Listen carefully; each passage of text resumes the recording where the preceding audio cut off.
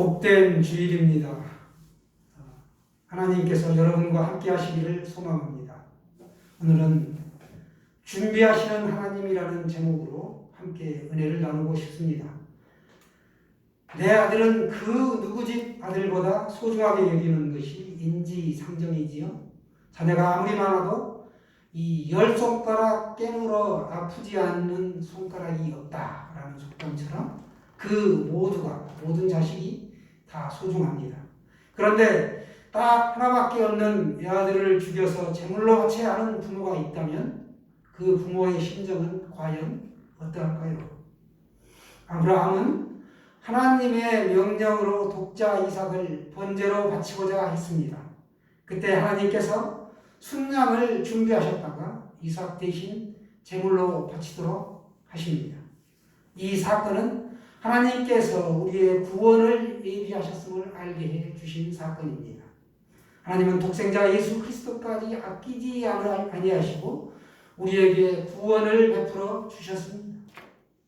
75세의 약속을 주시고 25년을 기다려 아브라함이 100세에 얻은 아들 독자 이삭은 그때 이미 37세의 나이가 되었습니다. 우리는 종종 17세, 16세라고 설교를 들어왔습니다. 아브라함이 이삭을 바칠 때 사라의 나이가 127세였습니다. 번제를 드리고 나서 바로 연결된 사건이 사라의 죽음입니다. 사라가 이삭을 낳을 때가 90세였으니까 127세에 죽으면 127 빼기 90 하면 37세가 나오죠. 그래서 그때 이미 장성한 37의 나이였다라는 것을 우리가 알 수 있습니다. 아브라함은 약속의 시인 이 이삭의 모습을 보면서 기뻐했습니다. 그런데 하나님은 아브라함의 믿음을 시험하시려고 그를 부르셨습니다. 내 아들, 내 사랑하는 독자 이삭을 데리고 모리아 땅으로 가서 내가 내게 일러준 한 산, 거기서 그를 번제로 드려라. 이렇게 말씀하시죠. 도저히 이해할 수 없는 그런 말씀이었지만 아브라함은 이삭을 바치기로 결심하고 순종하죠. 모리아 땅에 일러준 한 산 하면 우리 뭐가 생각나나요?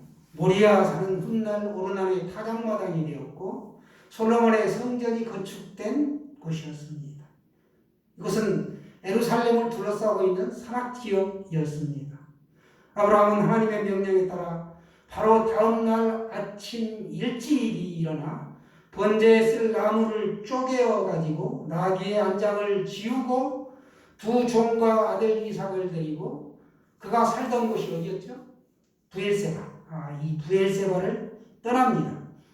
여러분, 나무가 활활 불타오르게 하려면 장작이 이 나무가 굉장히 중요하죠. 나무가 있어야 되는 것처럼 성경은 우리 인생의 중요한 지표가 됩니다. 끊임없이 타오르게 하는 믿음의 원천이 바로 이 성경입니다. 우리가 국가시험장에 들어갈 때 수험표와 볼펜, 이 필기구, 응시표, 필기구 이런 것들을 가지고 들어가죠. 분명히 또 신분증도 가지고 들어갑니다. 이처럼 우리가 달랑 몸만 가지고 가서는 시험을 칠 수 없는 것처럼 우리 이 예배에도 꼭 필요한 것이 있다는 것입니다. 몸만 달랑 오는 것이 아니라 믿음의 원천인 이 성경책을 꼭 휴대하고 와야 된다라는 것입니다. 오늘 보면 제3일에 하고 나옵니다. 브엘세바를 출발한 아브라함 일행이 나귀를 타고 종들은 걸어서 이렇게 3일째에 도달한 곳이 어디냐? 바로 모리아 땅이죠. 모리아 하면 하나님의 계시라는 뜻을 가지고 있는데 그곳에 도착하게 됩니다. 대략 브엘세바에서 모리아 땅까지는 80km 정도 되는 거리였습니다. 내 아들, 내 사랑하는 독자 이삭을 번제로 드리라고 지시한 날로부터 제3일에 이르러 이제 모리아 땅에 도착한 것이죠. 지시받은 날로부터는 나흘째이죠. 이것은 6월절 하면 이스라엘 최대 명절인데 나흘 전에 미리 양을 잡는 것과 같은 일치합니다. 같이 일치합니다. 아브라함은 종과 나귀는 이 모리아 산 밑에서 기다리라 이렇게 하고 자신과 이삭과 그리고 나무와 불과 칼을 가지고 모리아 산에 올라갑니다. 그 예배에는 종과 나귀는 필요하지 않았던 것입니다. 우리도 종종 예배에 방해가 되는 것들로 인해 온전한 예배를 드리지 못하는 경우가 있습니다. 예배에 방해가 되는 물건 하면 첫 번째로 우리가 핸드폰을 들 수 있습니다. 또 개인의 심리가 있죠. 평가하지 못한 마음 상태. 나 저 사람 꼴 보기 싫어하면서 다른 예배, 2부, 3부 예배 이렇게 떨어져 나오기도 하고 심지어 안 나오기도 하죠. 또 환경적인 측면, 내 꼴이 이런데 예배는 드려서 뭐하나 이렇게 억지를 부리는 경우가 있습니다. 번제는 희생 제물을 단 위해서 온전히 불러 태워드리는 제사입니다. 하나님께 대한 헌신과 충성을 맹세하는 제사죠. 여기서 우리는 아브라함이 이 번제를 위해 준비한 것들을 보게 됩니다. 불과 나무와 칼입니다. 이삭이 가만히 살펴보니까 정작 필요한 희생 제물이 없는 겁니다. 대략 난감해졌습니다. 본문 7절을 보시면 이삭이 아버지 아브라함에게 질문을 합니다. 불과 나무는 있거니와 번제할 어린 양은 어디 있습니까? 어디 있나이까? 그러자 8절에서 아브라함이 대답하죠. 8절 말씀 우리 한번 다 같이 볼까요?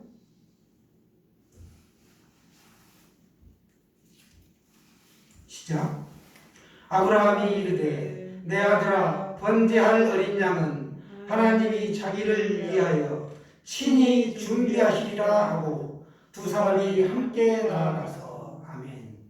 번제할 양은 어디 있나이까 하고 아버지에게 묻자 아버지가 말씀합니다. 번제할 양은 하나님이 자기를 위하여 친히 준비하시리라 이렇게 말씀합니다. 그리고 두 사람이 함께 나아가죠. 아브라함의 믿음을 보여주는 대목입니다. 아브라함은 모리아 산에 올라가기 전에 이미 하나님은 준비하시는 하나님이다 라는 사실을 알고 있었습니다. 그리고 그는 믿었습니다. 아브라함에게는 그런 믿음이 있었던 것이죠. 하나님은 우리의 필요를 아십니다. 모든 필요를 아시고 하나하나 준비해 주시는 하나님이십니다. 우리의 부족함을 아시고 채워주시는 하나님이십니다. 예수님께서도 마태복음에서 말씀하십니다. 마태복음 우리 6장 31절 32절 말씀 한번 보겠습니다. 신약성경 맨 처음에 마태복음이 있죠. 6장 32절 31절 32절입니다. 같이 한번 읽습니다. 시작.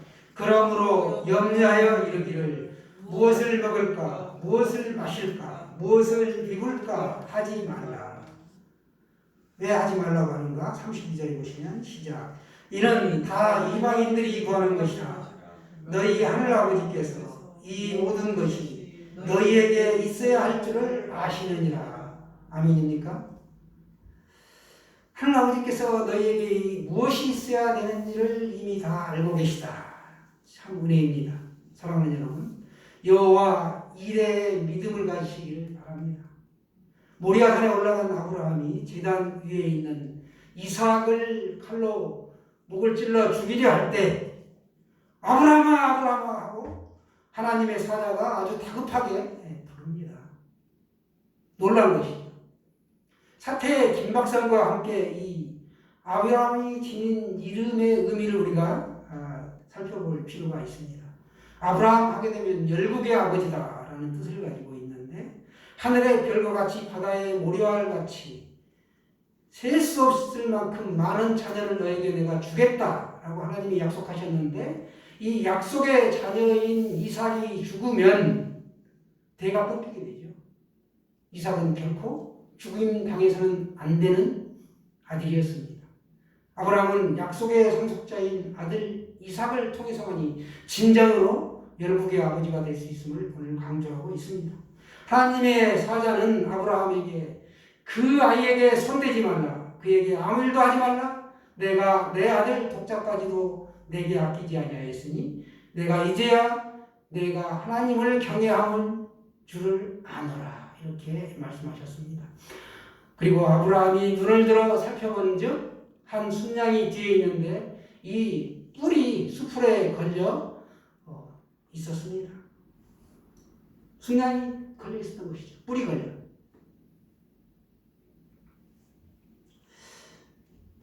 이는 아브라함 당시에 번제물이 순양이었기 때문에 수컷으로 드려져야 했습니다. 그런데 그 후에 순양을 제물로 바치는 관습이 어린 양으로 바뀌게 됩니다. 어린 양은 희생된 양으로 인류의 죄를 대신해 죽은 예수 그리스도, 이 예수님을 의미합니다. 순양을 번제물로 바치고 구원받은 아브라함이 그 땅 이름을 여호와 이레라고 불렀습니다. 여호와 이레란 여호와의 산에서 준비되리라 이런 뜻이죠. 다시 말해 준비하시는 하나님이라는 뜻을 가지고 있습니다. 하나님은 우리의 마음을 보실 뿐만 아니라 아브라함의 필요까지도 다 알고 계셨습니다. 그래서 아브라함에게는 이삭을 대신해서 번제로 드릴 어린 양이 필요한 것을 아시고 하나님은 준비해 주셨던 것이죠. 구하기 전에 너희에게 있어야 할 것을 아시는 하나님, 아시는 하나님. 혹자는 그러면 하나님께서 다 아시는데 구태여 우리가 왜 기도해야 되느냐? 기도할 필요 없겠네? 하는 분들이 있습니다. 아니지요? 아시더라도 기도로 구하는 것을 하나님은 원하십니다. 여러분에게는 지금 뭐가 필요합니까? 건강이 필요하신 분도 계실 것이고 돈이 필요한 분도 계실 테고 또 마음의 평강이 필요하신 분도 있을 것입니다. 그런데 우리의 필요를 아시기만 하고 공급해 주실 능력이 없다면 얼마나 안타까운 일이 되겠습니까? 하나님은 아실 뿐만 아니라 친히 공급해 주시는 능력이 있으십니다. 아브라함에게 하나님의 공급하심, 이것은 가장 정확한 타이밍에 아주 공급이 되었습니다. 10절에도 보시면 손을 내밀어 칼을 잡고 그 아들을 잡으려고 하니 합니다. 잡는다는 것, 우리가 보통 개나 소를 잡을 때, 동물을 잡을 때 쓰는 동사가 바로 이 잡는다입니다. 그런데 아브라함이 이삭을 잡으려 하니 합니다. 찌르려는, 잡으려는 신용만 한 것이 아니라 정말로 진짜로 죽이려고 하는 순간 아브라함을 2번이나 불러 멈추게 하셨습니다.